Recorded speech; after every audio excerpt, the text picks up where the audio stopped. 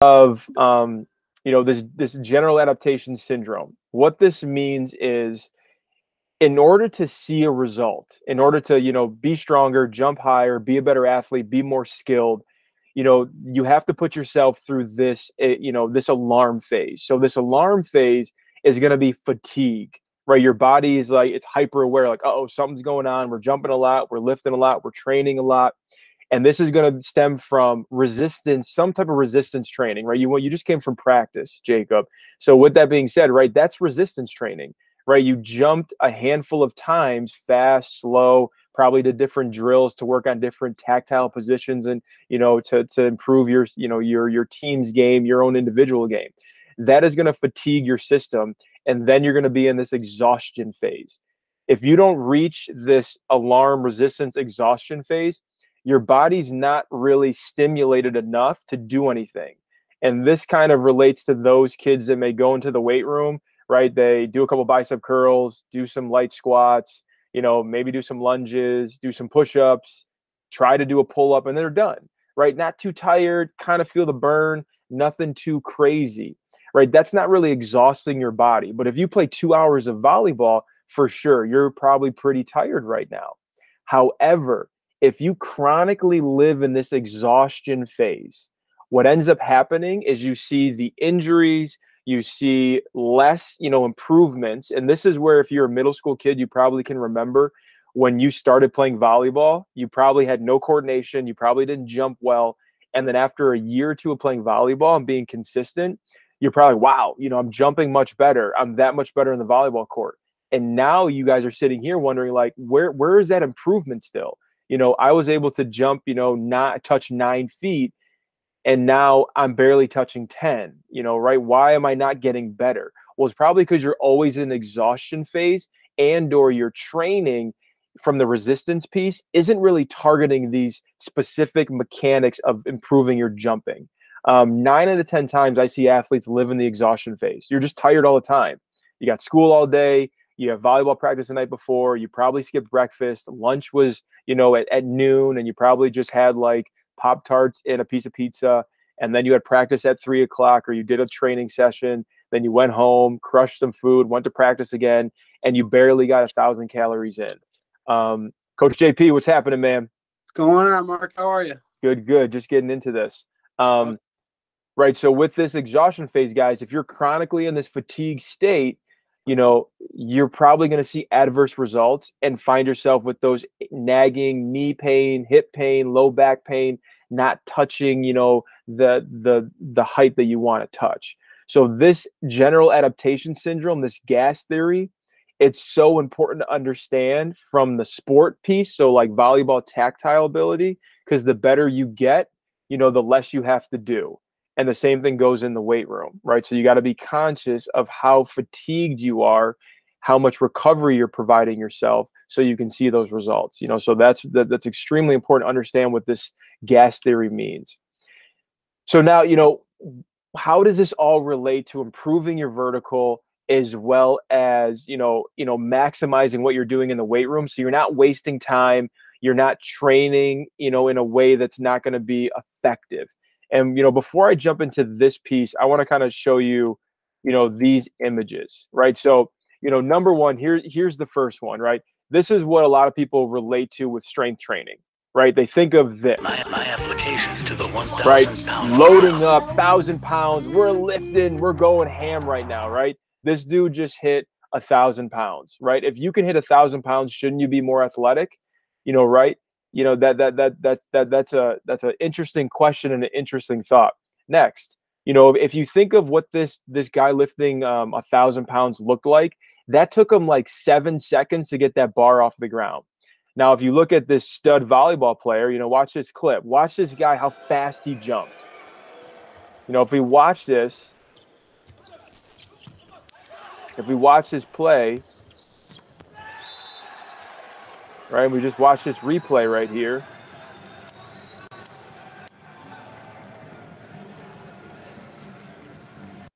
So you guys over here, so, Jacob and Gannon, which was faster, the 1,000-pound deadlift or that spike? Which one looked faster?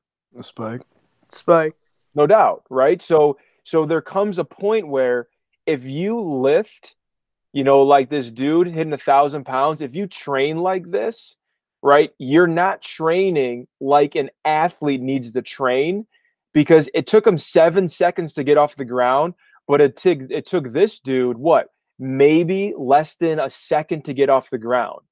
So you want your training to resemble that. And this is where we go to the force velocity curve. What this means is, and this is something that I don't really expect athletes to know, but at least at bare minimum, you have to know that your training should evolve over time. And the question is, when does it evolve? So the heavier you lift, you're attacking max strength. That's when you get the 90 to 100% of your one rep max.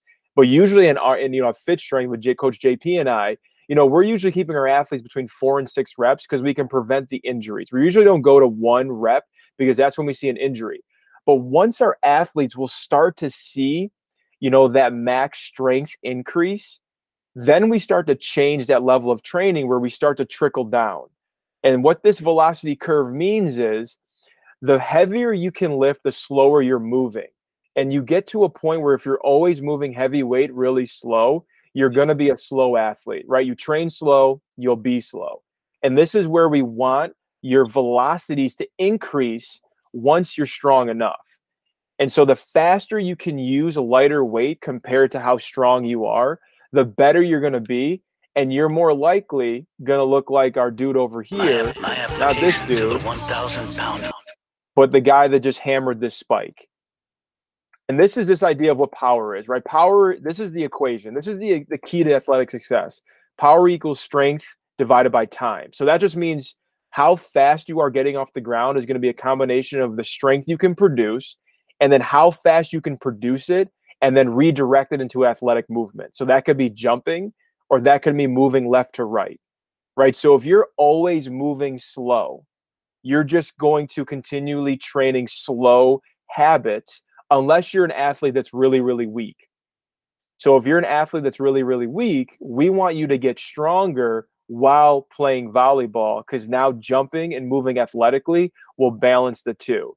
But over time, your training should adapt. And then you should start moving lighter weight faster so you can really improve this idea of power. That's explosiveness. That's that reactive strength we talk about. And then I always show kids this image, these images right here when I work with athletes, because a lot of times kids think like, oh, if I lift weights, I want to look like that. Or a lot of kids think like, oh, I want to be ripped. I want to be just chiseled because right, this is Phil Heath, one of the best bodybuilders in the game. He looks like a good athlete, right? I guarantee you I can beat him in a race right now because he can't move like an athlete. And if we look at this, professional volleyball player, does he look like this dude? He doesn't look like him at all. So you have to make sure that your training does not exactly mirror this guy. And this is where we see a lot of, athletes lift like bodybuilders. Chest day, arm day, back day, shoulder day, leg day, and they just rinse and repeat. That's not training like an athlete because in volleyball, there's no quad day. There's no shoulder day, right? We need to train like an athlete while trying to improve, the musculature areas, the traits that are weak, right? So this dude on the right, he's got some muscle. He looks like he's fit. He looks like a good athlete. He's not this dude on the left for sure, right? So the training is probably a little bit different. And that makes more sense the older you get. And again, I don't know you, Jacob. I don't know you, Gannon. So I don't know, what your history is. But these are the things that we think about when trying to improve your vertical. Phil Heath, he does not care about his vertical at all, right? This guy on the right probably does. All right, so jump profile. So when you're trying to improve your vertical jump, you guys want to know what kind of jumper you are. So at Fit Strength, we look at these 4 jumps: counter movement jump, pause squat jump, counter movement rebound test, and then a 4 jump test. All of these will give us an idea of what kind of jumper you are, right? Do you need basic strength training? Do you need more force-based strength training and more force-based plyometrics? Is your, stretch shortening cycle really limited? So we need more ballistic plyos. Do you just need everything because right now you're just kind of in the middle? So what these things look like, here's our counter movement jump. You know, you're just down and up. And then we use our jump mat because that's going to give us a reading of your vertical. And the reason why we have our hands on our hips is because we just want to look at your lower body strength. What can your lower body produce?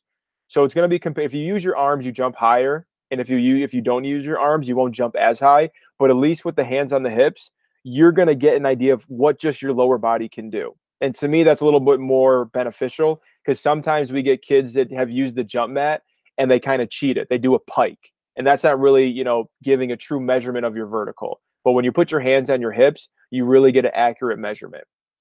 And then we have a pause squat jump. So the counter movement jump, real quick, this is just measuring your overall power, right? So if you can't jump high, right, then you just don't have enough power. And then we look at the squat jump and kind of see a comparison. So the squat jump is going to be pausing for like a good 1 Mississippi count and then loading. And that's going to measure like how strong are you, right? How much force can you produce versus using your tendons or what's called your stretch shortening cycle, you know, seeing, you know, how well your tendons work versus how, you know, how strong you are. And then our next one, we'll look at our rebound test. This is our four jump test. And this is going to measure, you know, how fast can you get off the ground, your, you know, your reactive strength index, and then your average jump height, right? So this is really going to tell me like how good of an athlete are you? Because if you're someone that has a counter movement jump that's like 30 inches, but when you do a 4 jump test, you know, you're only getting like 23, 24 inches, and then you're slow off the ground or your reactive strength index is low, that tells me that you just don't do a good enough job repeating that effort. And, you know, both of you guys can attest in volleyball, there's some volleys where, hey, you're going back and forth. And if you're an outside, you may have to jump 4 or 5 times in a row. And then you have those situations where you're like the dummy. You're faking a spike just so someone else can get a better opportunity. So you might jump 6, 8 times. And then you look at a tournament and you're, you know, when I was working with Mitch Tucker, we counted one time. In one tournament, he jumped 1,200 times. That's unbelievable. But I'm pretty sure the last game he played, he wasn't jumping as well as he was in the first game. Now, to me, that just means like durability and health. So I want to make sure that you guys are healthy first, but then you never know who's going to be watching and what coach you're trying to impress. So you want to be able to perform at a higher level, you know, from start to finish of, you know, the sectional final and or any tournament that they got some, you know, eyes in the stands that could, you know, get you a scholarship, get you some college looks. And then the last one we look at is going to be our rebound test. Now, this is really going to tell me how well your tendons work. So what we're doing is we're jumping. And this is really going to tell me, like, do your tendons do their job? Because that's athletics, right? You know, if you're doing like a 500-pound squat, I just care about how much muscle and how much force you can produce. But if we're talking about vertical jump, I need your tendons to do their job. So a lot of mumbo jumbo. What does that mean? Okay. So when we evaluate your jumping ability, it's this 10% rule. If you're 10% lower or higher in any of these jumps, it tells us that you need more of something else. So let's say your counter movement jump is 25 inches. 10% of that is about 2.5 inches. So if my squat jump is 24 inches, right, that's under 10%. Probably what I need is a good dosage of both. I need some plyos, which you guys are getting in volleyball, and then you need some strength because it's pretty even, right? But if it's 10% off, right, let's say my squat jump is 22 inches and my counter movement jump is 25 inches, notice that's 3 inches off. You need more strength, right? So the above, you might need more elastic because you should jump more than 10% higher than the counter movement jump. The below is more strength-based because you're more than 10% off. And then the same thing goes for that rebound jump. You should jump higher for the rebound jump, right? So if you guys are, you know, at practice one day and you get like a 12-inch plyo box and you jump off the plyo box and jump on the net to see how high you can jump, if you can't jump higher than just a regular counter movement jump, that means your tendons you don't do a good enough job releasing energy, right? So you need more elastic elastic movements. You need more extensive plyos. You need, things to get the tendon to do their job versus the muscles to do their job. If that makes sense. Can be complicated, but that's what we're looking at when we're looking at those vertical jumps. All right, so application. What does all of that mean? So when we go in, when we go to the drawing board, we're going to look at your plyos. We're going to look at, how strong you are. We're going to look at your movement qualities. If strength is the issue, this is what we need you to accomplish before you need to do anything else. Typically, strength is the limiting factor. And one thing I see a lot from young athletes is you really don't push yourself hard enough in the right way in the weight room. I've heard it from a lot of athletes like, hey, what'd you do in the weight room yesterday? Why, trap bar deadlift? What'd you do? Well, someone put 45s on and I just did that for 5 sets for 5 reps. Well, was that hard? Not really. Well, then you kind of wasted time, because how are you attacking this, this goal of getting stronger, which can apply to your vertical? So this is where we want our athletes to have a trap bar deadlift of 1.9 times their body weight. And then we want their squat to be 1.5 times their body weight. You're right. So that could be a 5 rep max. I don't really want you to go in there and do a 1 rep max. The form has to be clean. You can muster up an ugly deadlift or an ugly squat and say, oh, cool, I did it. But if your form is bad, that means you compromise something and you're probably going to get injured, and it's probably not really effective in your training to jump higher. And if you're someone that needs more strength, you probably need a lot more eccentrics with your weight, so slower movements. Your plyos should be more strength-based. And I'll show you some videos of what I mean by things that are force-driven versus like elastic. If you're pretty strong, I've seen some volleyball players come into the gym within the first month, boom, they're already deadlifting 2 times their body weight. So what that tells me, if they're limited in their rebound jump, what I want them to do is do more tendon-based training. I want them to improve their elastic qualities. So they might need more velocity-based training. So they might need more, sub-maximal. So, if we go back to that slide way back here, the velocity curve, this would be the speed strength. So you're looking at your 1 rep max, and you're trying to get between anywhere from 30 to 60%.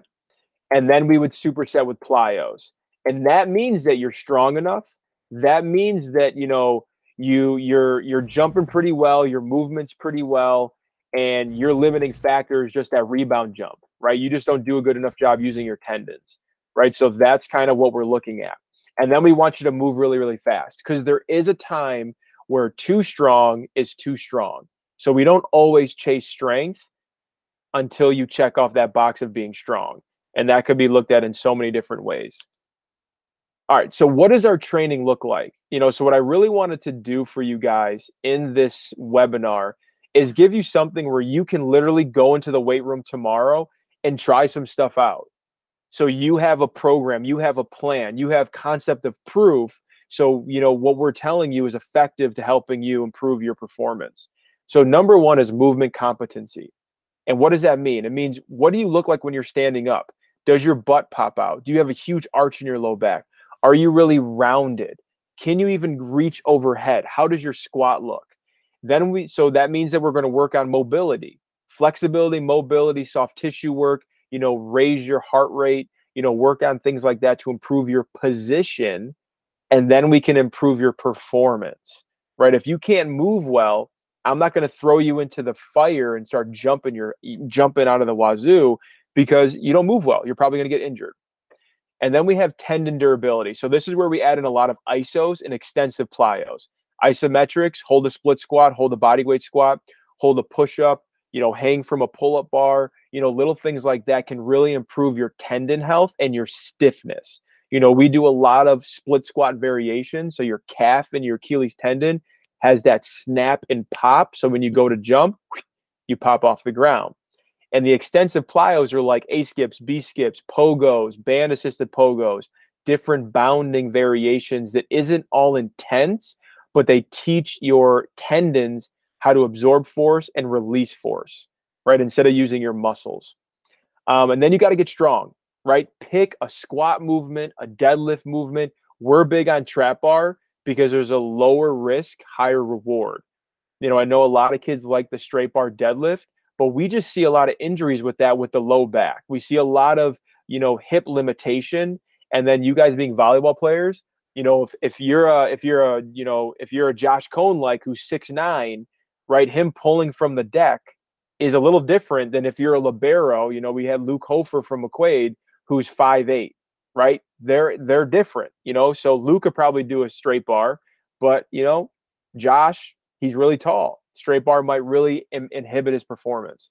And then you need general preparedness. Can you just work out consistently? Can you do, 3 sets of 8 of squats, of RDLs, push-ups, pull-ups, upper body movements, unilateral movements, not sports specific? And can you do that, 2 times a week without getting crazy sore, seeing improvements, not getting injured? Because that'll tell me that your body is prepared to handle intensive plyos, right? Intensive plyos, we don't throw you in the fire and do that because your body needs to be prepared for that. That's really taxing on the body. So we need to check off all of these other boxes to ensure that your knees can survive the next, Jacob Gannon, what grade are you guys in? Jacob, what grade are you in? I'm a freshman. Freshman, right? So you guys got freshmen. So right now you got all of club volleyball. Then you have sophomore, junior, and senior year. You need to have those 4 years. That's a lot of volleyball where your knees don't fall apart, where your back doesn't give out. So we need to make sure that you're generally prepared to handle all that stress. And then we can start to intensify, what those athletic movements could look like. Because if you hit your ceiling too early, you got to regress, drastically. So that's where we really want to go through this system to ensure that you're moving well and you're healthy. All right, so movement preparation. We like to look at the squat. I'll look at people in the squat, and here's just kind of a breakdown of what the squat can look like. So my squat is pretty bad. I was a basketball player. I got bad ankles. So if you notice when I squat, my chest falls down, bad ankles, right? I need to work on my ankle mobility. And even if you look at one of, this one, if you can tell, I shift to the right. So that's just telling me that I have bad right hip mobility. Right? My hip internal rotation is off because I'm shifting to the right. So I'm finding more. And so what we notice how I elevate my heels, right? Much better. Ankle mobility improves, hip mobility improves. So this is telling me that, all right, if I can improve my hip mobility and kind of find better ankle range of motion, and guess what, guys? I've been dealing with knee pain since I played college basketball. And over the last 2 years, I've got rid of it because I've been working on hip internal rotation, as well as, finding more ankle dorsiflexion to target my quads to strengthen them.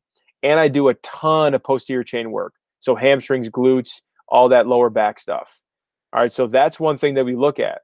How does your squat look? So if you guys aren't sure, right, go home right now, have mom and dad take a video of your squat.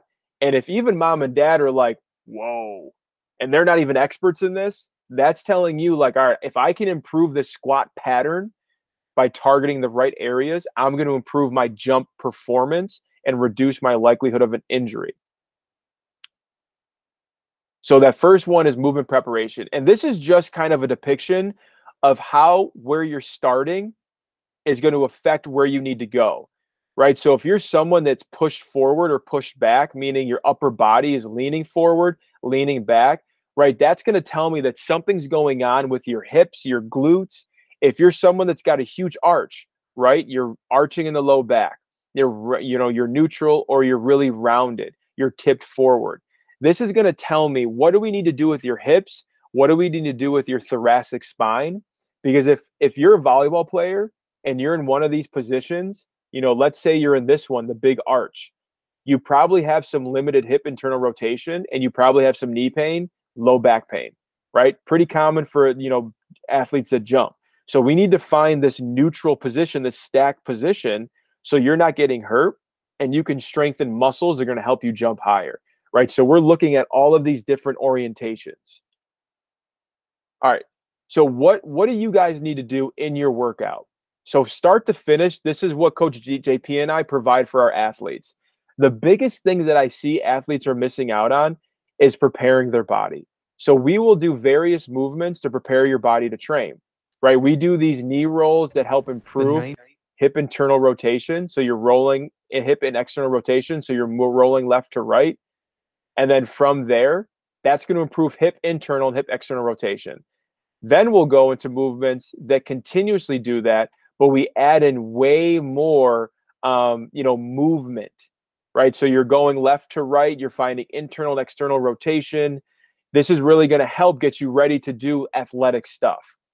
And then because a lot of athletes lack motor control and lack hip internal rotation, we'll do things like this that strengthen those supporting muscles that get you into hip IR. They keep your hips stable so you can load into a jump and explode out of it and really be effective and do it over and over again. So this movement prep is huge. I see athletes, and not to knock on volleyball, because basketball is just as bad. You guys get into the gym and you just start hitting the ball to each other, right? Jacob and Ganna, tell me, is that what happens? You start just hitting the ball to each other. That's your warm up. Yeah, it's that, and then we move into dynamics. So your dynamics? What do your dynamics look like? We've got high knees, butt kickers, lunges, and twists. Sort of like scoops, which works my calves. So those are all cherry. You said cherry pickers, like where you hit the ground. Yeah, all that stuff's great. The biggest difference between what we're doing here and then what you're doing, we're trying to change your physiology, your biomechanics, right? Those things are great to get you ready for volleyball. But if you're someone that's stuck in these positions, doing butt kickers, high knees, cherry pickers, you're not changing your physiology.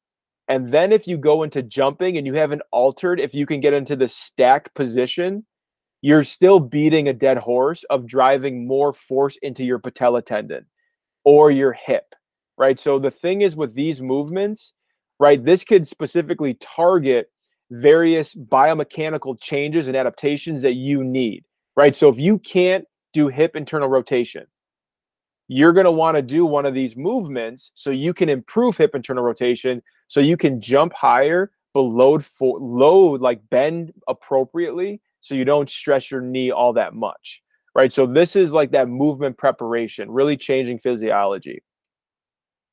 And then what we get into is some ISOs. This is something that all of you guys need to do. Like right now, guys, I would say go home. How long can you hold this split squat? This thing will change your performance, right? If you can hold this split squat for 60 seconds each leg, you're going to clean up so much stuff because your body self-organizes. Your body's going to find your hamstring, your quad. It's going to find this left glute. It's going to connect everything. It's going to strengthen that kind of angle of the knee, which if I brought my left knee in, it would probably look a little bit like that approach jump. And then we love these split squat variations because guess what we're doing? We're coordinating all of these muscles that are needed to help you jump.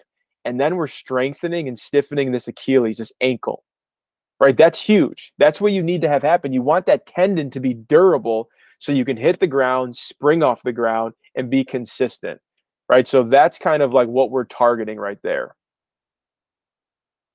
These are things that we love. And then these are extensive plyos, right? We're big on snap downs or the snap down so this is our snap down, right? This is something that is really going to help prepare your body to jump where you're snapping pre-jump position.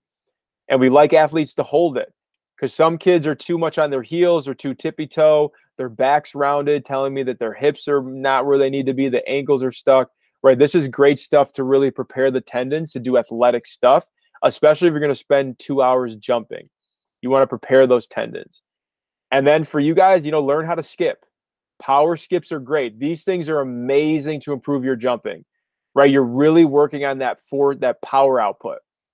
And then we have these A skips, rhythm, coordination, learn how to do some A skips, right? These violent movements at the hip, that's what your hips are doing when you're jumping. It's keeping it durable.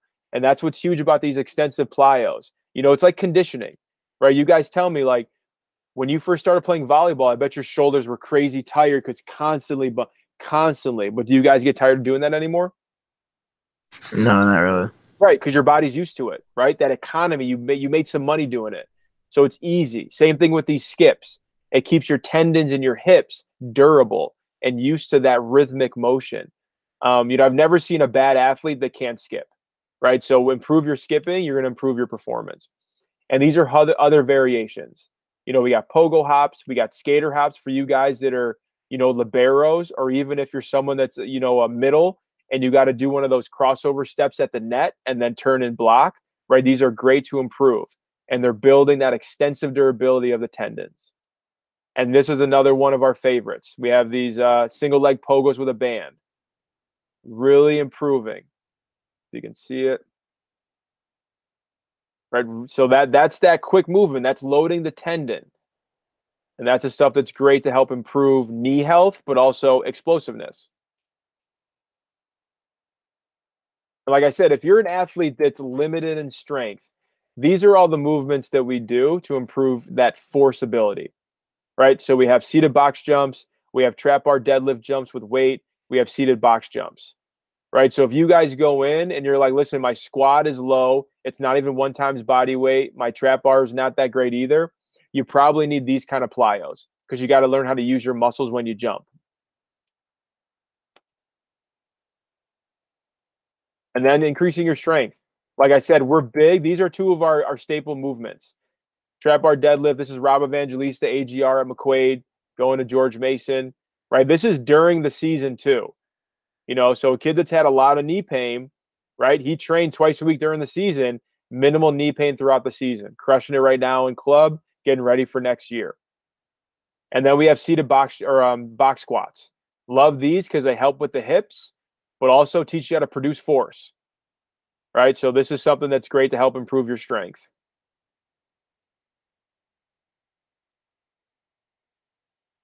And then if you're someone that is really strong, right? So if you guys are in 9th grade, I would say these are exercises that you will build up to once you're strong enough.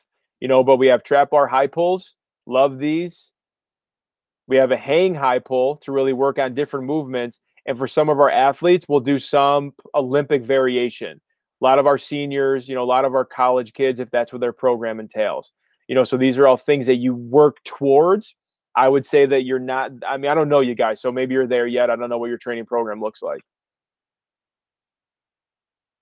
And then these are those intensive plyos, right? So here we have that approach like the penultimate step, right? And these are a good one because this is teaching my tendon how to load but release, right? I'm trying to get off the ground quick, but not jump as high. So I'm just trying to teach the tendon get off the ground. And then we have our, drop jump release. Again, teaching the tendon load and then, expose that energy, get it out, learn how to get out of the system fast. So these are things that we'll build up to with some of our, some of our athletes been with us for 6-12 months. And then this is one of the most, challenging ones, off a box, on a box. This one is really challenging and you need to have the strength to handle it. But with a programming standpoint, what we like to see our athletes do is we want you to have this high-low model because especially when you're playing sports, like we talked about the gas theory, you don't want to be chronically stressed all the time. So if you have a really, really hard day, and what I suggest for you guys is your hard training day is probably your practice days for volleyball. So the other days you can have your low moderate days. These could be your upper body days, your extensive plyo days, like things that aren't like really, really taxing on the body. Maybe the reps and sets are a little bit higher. But the thing is, you don't want to have a hard Monday, a hard Tuesday, a hard Wednesday, a hard Thursday, a hard Friday, and then a weekend tournament. That's how you're going to get that, that inflammation of your tendons and the knee tendonitis. You don't want to do that.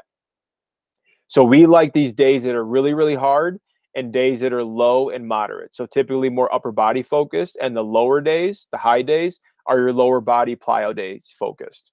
But if you're going to practice, you're focusing on like, I'm getting stronger. I'm lifting more weights. I'm lifting heavier for the lower body. And then I'm going to go to practice and do a lot of jumping. The next day, more recovery, more mobility, more upper body based. That's how we would kind of organize a 4-day plan for a busy high school athlete.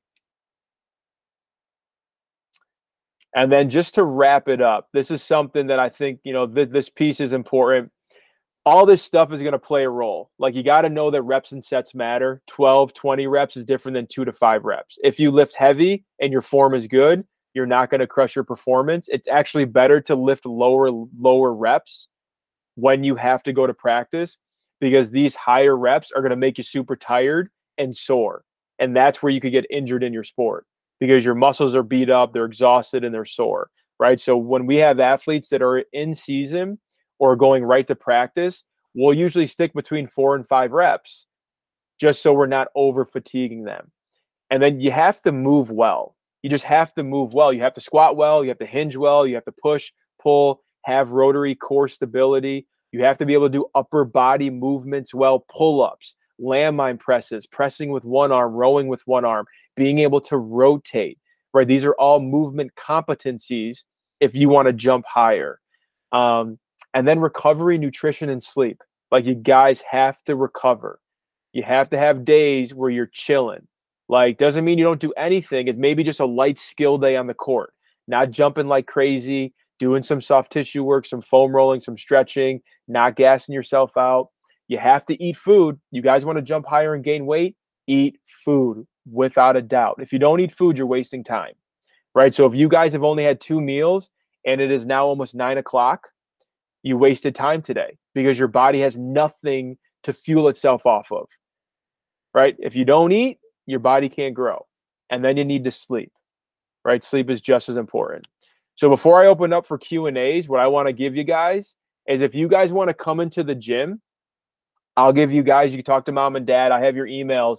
We'll give you 10% off for a readiness consultation. That's going to give you a one-on-one consultation. We'll tell you what you need to do. Based on an evaluation, this is what you should be focusing on for 12 weeks, right? And then you get 2 semi-private training sessions at our gym, so you can experience what the classes are like. You can see the programming. You get to hang out with JP. You get to hang out with me. You get to see what the results could be after just 2 sessions. And then we have a Sunday recovery session on the 29th. Coach JP is running it. That's going to be from 10 to 10:50. Awesome session for you guys if you just need a low key. My knees are achy, my hips are achy. It's $25. Love to have you guys there. If you bring a friend, I'll cut your rate in half, with that. So all you got to do is send us an email. We'll get you linked up with that. But that's my offer for all of you. Q&As. What do you got, guys? What are you thinking after all that stuff? Where are you guys located? We're in Fairport. So you know where Parent Pizza is? Yeah. Right next to there. So it's Parent Pizza. It's On Palmyra? Yep, off of Pittsburgh Palmyra. Yep. So it's that plaza where the Fitzsimmons is. There's a Firestone. All right. Yeah, right and there. Then, so I'm a setter, and my goal is to get to be a diverse hitter and blocker at the same time. I mean, right now I'm only 5'5", and I'm barely getting my hands over the net. Yep. So I don't know where to really necessarily where to start, either with strength or more vertical training. Yeah, great. Yeah. So, you got to remember, how many times a week are you playing volleyball? 2. And for what, 2 hours? Yeah. And then how many tournaments a month? 1 or 2. Okay. So that's probably another, 8 hours of volleyball? Yeah. Right. So I would probably say those weeks that you have tournaments on the weekend, you probably have limited plyos. Do limited plyos because you're going to do so much over the weekend. So you're going to check off a lot of those boxes. But for you being in 9th grade, strength is going to be key. So you got to make sure that you're moving well. The things that we see, so goblet squats are going to be huge. Mm-hmm. So I would just, that's where it's easy for, if you came into the gym for a consultation, I could give you an easier playbook, but generally you're going to want to get stronger. So goblet squats build up to some type of barbell squat variation. We're big into single leg movements. So split squats. So we'll usually go from goblet squat to, a safety bar squat to a safety bar box squat. And then we'll go to a split squat variation with load. So for you, focus on general strength. So bigger lifts, like a trap bar deadlift, focus on 5 reps, 5 sets of 5, and just every week you're trying to lift heavier. We always have our athletes go 1 set heavy as they can go that day, leaving 2 in the tank. So let's say you do the trap bar tomorrow, right? You're going to hit 1 set for 5 reps where you have 2 in the tank. Call it 135. Next week, you got to go 145. Next week, you got to do 155. But you have to make sure that you're feeling good. Don't just push the envelope if you're feeling like crap. And then just other movements like, can you do a push-up? Can you do a pull-up? Yeah. Can you do 10 clean push-ups, like legit? Chest and nose to the ground, full range of motion, elbows don't bow out. Yeah. Okay, so I would focus on dumbbell bench press. Load your dumbbell bench press for 4 sets of 6 every week. And then, like, you just keep progressing in the weight. Yeah, that's what I've been doing. As of recently, I've been doing more dumbbell stuff than with the barbell. Like, I've been dumbbell bench pressing. I do it with only, like, I don't know how many sets are necessarily good. So I do, like, normally I do 5 sets of, like, 8. Sure. If that's a good amount. Yeah, I mean, dude, Jacob, you're young, man. You can do anything, and it's going to stick. The key is you just want to make sure you're consistent. And I hear what you just said, like I just recently, if you're not consistently training 2 times a week from now until forever, right, you're going to have this roller coaster. You're going to see gains, and all of a sudden, like, I'm crazy busy, I can't work out. And then you're going to drop. Then you're going to be like, oh, man, I'm not strong anymore. What happened? What do I need to do? I did everything wrong. No, the issue is you're not consistent. You got to be consistent. If you lift 2 times a week, and every week you're progressively overloading yourself, meaning you're going up 5 to 10 pounds within reason and you feel comfortable. And then you're also the thing is you got to work on your backside, posterior chain. So RDLs, single leg RDLs. Like, we're big on front foot elevated split squat variations, like working on those things, you're going to see improvements, but you have to be consistent. Yeah. Good question, man. Good question. Anything else? Jay, you can keep going. Gannon, you got anything? So I'm on the same team as Jacob, but I'm club team and school team, but I'm an outside hitter. Yeah. So if I'm able to I have the opportunity to do most of the stuff, but I haven't gotten into plyometrics yet. So if I were to do plyometrics, how often should I do those, and should I go light? Should I go light or heavy on days that I do have practice? Like light, heavy lifting? Yeah, lifting and reps of like box jumping and stuff like that. Yeah, so the misconception, great question. With plyometrics, people think you got to do a lot of reps. The problem is when you work on power, and this is where like it's hard when you don't have any like technology, you have to go on feel. If you do a lot of volume of plyos, you just get tired, right? So ask yourself, like, when you start practice, you probably are jumping really high in the middle of practice because you're warmed up, you've gotten some more reps in, but then at the end of practice, how are you jumping? A little bit more tired. Exactly. So the same thing goes when you're training. When you're trying to train for vertical, you have to train with max effort and intent. So if you do box jumps 12 in a row, 3 of them were effective because you probably had the ability to produce the force and power.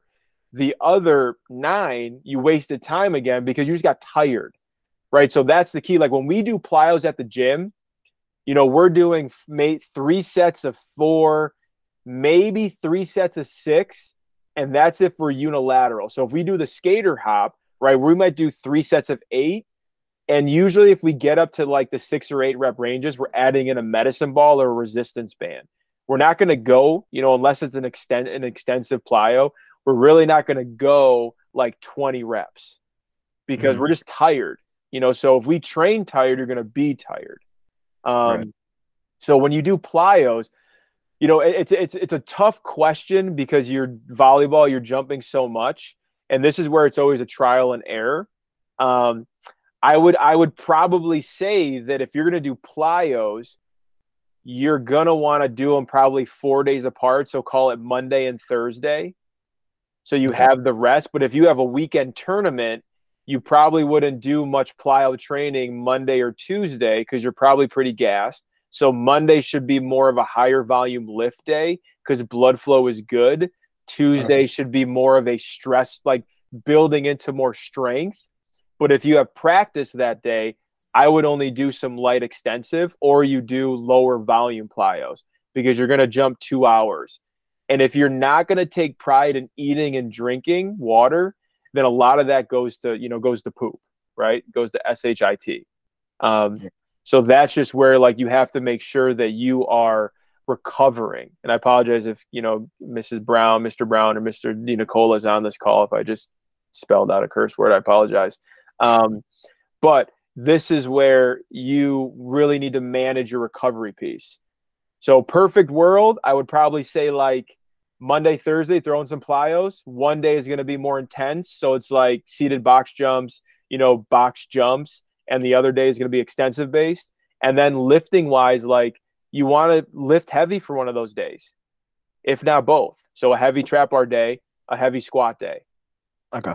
With good technique as well. So that's one of the things where, like, if you have everything at your disposal for like lifting, I would highlight, like, come to the gym for the readiness membership, give us 3 sessions so we can kind of say like, hey, add this into your training, elevate your heels when you squat, make sure you're doing RDLs that look this way.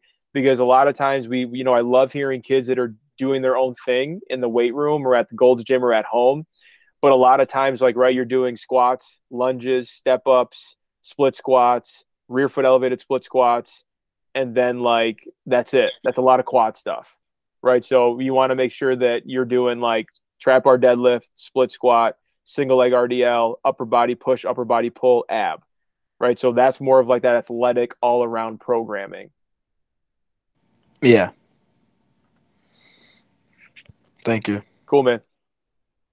Coach JP, you got anything? These guys ask great questions. You know your stuff too. You got any thoughts, suggestions for them? What's up, guys? First thing I would say is strength is really key. So you guys are very young. You still got 4 years of high school. You can get really strong by the time you're a senior.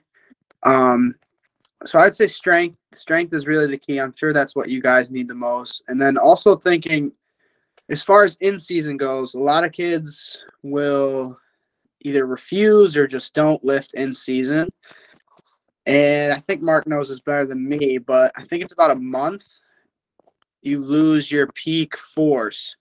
So if I'm not lifting heavy, if I'm not hitting 2 to 3 to 4 reps in season, I'm going to lose all that strength I just built up in the off season.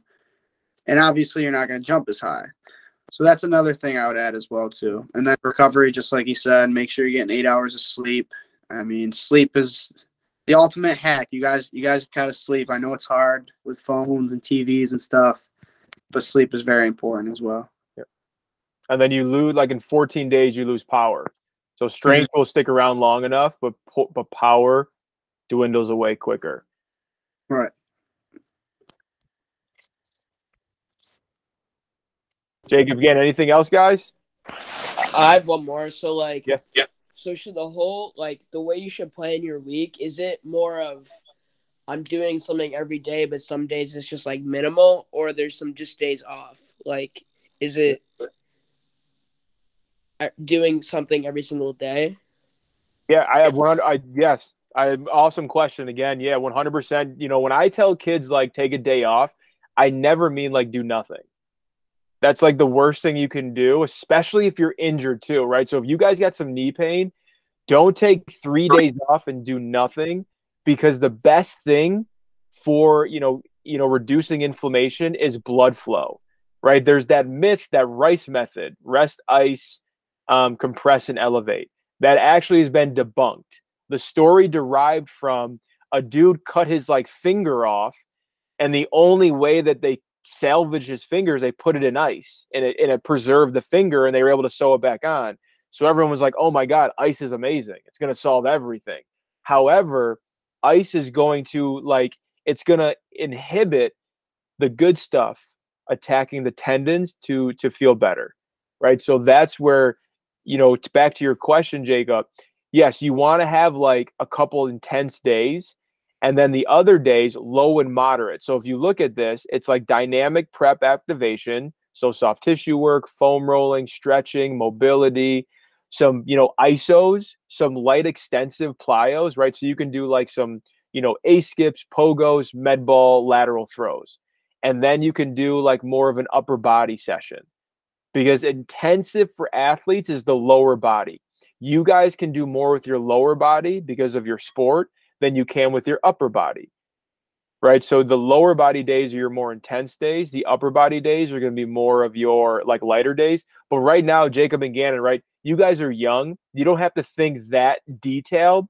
Just the key is balance, right? Make sure that you're not having like Monday is all chest, Monday is all quads, right? If you have we like total body days. So if you're going to train 4 days a week, right, you can do like trap bar, landmine press, split squat, pull up, single leg, like a shoulder elevated bridge and an ab. That's your Monday workout. Tuesday, right? Tuesday could be, your goblet squat, your dumbbell bench press, your inverted row, your, single leg step down, your, physio ball leg curls. And then Wednesday is going to be like your, call it a landmine press, another row, a glider leg curl, a lateral lunge with a plate reach, another, right? So like you're checking off every aspect of your body. And because you're monitoring the sets and reps and how you feel, because of your age, you're okay if like your trap bar, your squat, your landmine press, and like call it like some type of plyo-ish day on the day 4 is heavy every time, because you're not really lifting 500 pounds. Once you get to like 1.5 times your body weight of these lifts, then we can start identifying like how heavy should you be going at each day. But right now, are you guys deadlifting 315 right now? No, I mean, I can do like, it says like 1.9. That's about, I do a little bit less than that for reps. So I'm like 110. So you need to gain weight though. That's it though, yeah, right? So I just need to eat. Exactly. So that's the thing. Like 1.9 makes sense, but if you're in 9th grade and you're underweight, undersized, like you still want to, like, that's great, man. Like you're like so you're hitting like 225 in your trap bar. That's awesome, right? So you can do different variations to a certain degree and go to 3 reps, go to 6 reps, 8 reps. You need to gain weight. That's going to be the biggest piece. Yeah. And there's a question of like, how are you moving, right? Do we need to work on mobility and stuff like that? Mm-hmm. Yeah, that's what like my parents have been telling me. Just to, like, you just need to get bigger as a person, just in general. Like, yeah, like I've been trying to get this calorie intake to gain a pound per week. Sure. So cool. It's like 2,600 calories a day. Cool. So I've been trying to work towards that, but it's kind of hard with school because I don't know how much stuff is in the school lunches. Yep. So. Yeah, that's awesome that you're even thinking that way, right? You're in 9th grade and you're thinking that way. That's awesome, right? So the big rocks are going to be, focusing on what you can control. So I would say get a protein supplement, get some protein bars, stick to like 2 a day, like one protein shake, one protein bar, pack yourself a couple sandwiches, do stuff like that. So you can just take into account, take control of what you can take control. But for you, I'd say just gain weight. Like make sure you're moving well, moving efficiently, give yourself a good dose of everything. Yeah. Thanks. Again, anything for you, buddy? I don't have anything else. Thank you. Cool. No doubt, guys. So like I said, guys, I got your info. I'll reach out to you guys tomorrow. If you guys want to come into the gym, love to have you. I'm going to share this recording out so you'll have it. But I appreciate your time, guys. Thanks so much. Yeah, thank you. Appreciate it. Awesome. See you guys. Bye. Coach Bye. JP, we'll see you, man. Mr. Bruce, good seeing you, man.